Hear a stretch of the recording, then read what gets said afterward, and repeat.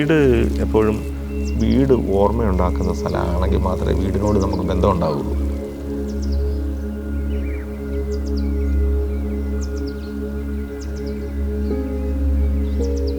മിറ്റം എന്നൊക്കെ പറയുമ്പം മിറ്റം എപ്പോഴും ഒരു ട്രാൻസിഷൻ സ്പേസാണ്.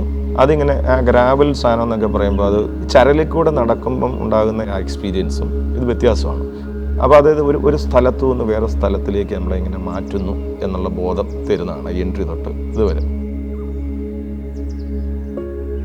നമ്മുടെ ആ എൻട്രി ഇവിടെ തുടങ്ങുന്നിടത്തു നിന്ന് എനിക്ക് പിന്നെ ഡയറക്റ്റ് ഇങ്ങനെ കയറായത്. എന്തുകൊണ്ട് ഡയറക്റ്റ് കയറിയില്ല എന്ന് വെച്ച് കഴിഞ്ഞാൽ അത് ആ എക്സ്പീരിയൻസ് ഇങ്ങനെ പതുക്കെ സ്ലോയിലി നമ്മളിങ്ങനെ നടന്ന് ഇവിടെ എത്തുമ്പോഴാണ് ആ വീട് നമ്മളെ മനസ്സിലേക്ക് വരുന്നത്.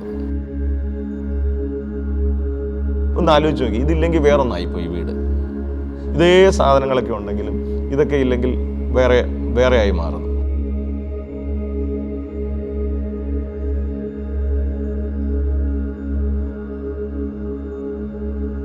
ഈ സ്പേസ് ഇതിൻ്റെ പ്രൊപ്പോർഷനൊക്കെ വേറൊരു സ്കെയിലാണ് എടുത്തിരിക്കുന്നത്. ഇതിൻ്റെ കാര്യം ഡബിൾ ഹൈറ്റ് അല്ല, ഇത് ഫുൾ ഡബിൾ ഹൈറ്റ് അല്ല, അതിൻ്റെ താഴെയാണ് നിൽക്കുന്നത്.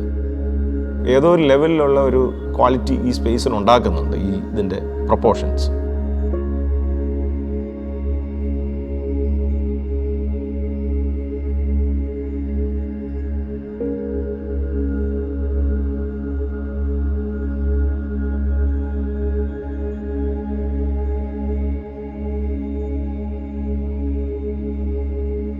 ഭയങ്കരമായിട്ട് ഓവർലിറ്റ് ആയിട്ടുള്ള സ്പേസ് എനിക്ക് അത്ര ഇഷ്ടമല്ല.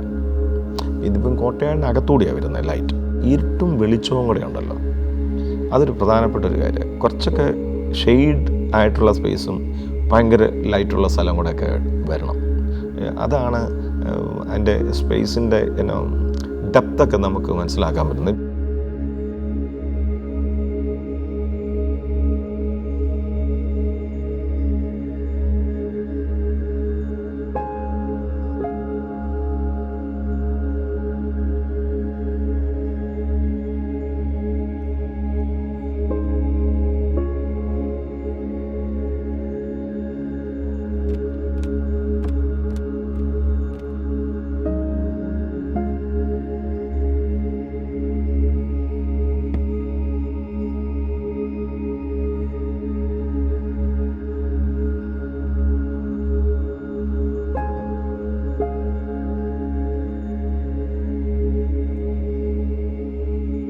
ടെറസ് എന്നൊക്കെ പറയുന്നത് ഒന്ന് എൻ്റെ ചൂട് കുറയ്ക്കാൻ വേണ്ടിയുള്ള ഇത് ഏറ്റവും മിനിമം ഹൈറ്റിൽ നിന്ന് തുടങ്ങി ചെയ്തു.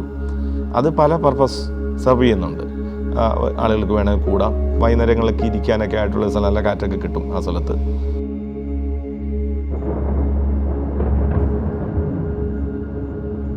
അത് എന്നോട് ഒരു പ്രാവശ്യം ഇങ്ങനെ പറഞ്ഞു, നമുക്കൊരു കിച്ചൺ വെളിയിലാക്കി വേറൊരു ഇത് ചെയ്ത. പക്ഷേ എനിക്ക് തോന്നുന്നു അവിടെ ഒരു കോട്ടയാടുണ്ടായി, ബാക്ക് യാർഡ് മാത്രമല്ല, ഇത് രണ്ടിൻ്റെ ഇടയിൽ ഒരു കോട്ടുണ്ടാക്കി. അത് ഭയങ്കര ജീവനുള്ള സ്ഥലമായി. ഇവിടെ മൊത്തത്തിലെ വീട്ടില് നല്ല എൻജോയ് ചെയ്യാൻ പറ്റിയ നല്ലൊരു സ്ഥലമാണ്. നിറച്ച് ചെടികളും എല്ലാം കൂടി നമുക്കൊരു മനസ്സിനൊരു സന്തോഷം തരുന്നൊരു സ്ഥലമാണ് ഇവിടെ. കോട്ടയാടിലും വന്നിരിക്കാനും രസമാണ്. ഇങ്ങനെ ഇവിടെ തുറന്നിട്ടിരിക്കാനും ഒക്കെ നല്ല, മഴ പെയ്യുമ്പോൾ ഫുള്ള് അതിലേക്ക് വെള്ളം വീണ ഒച്ച കേൾക്കാനും കാറ്റ് വരുമ്പോഴും ഒക്കെ നല്ല രസമാണ്.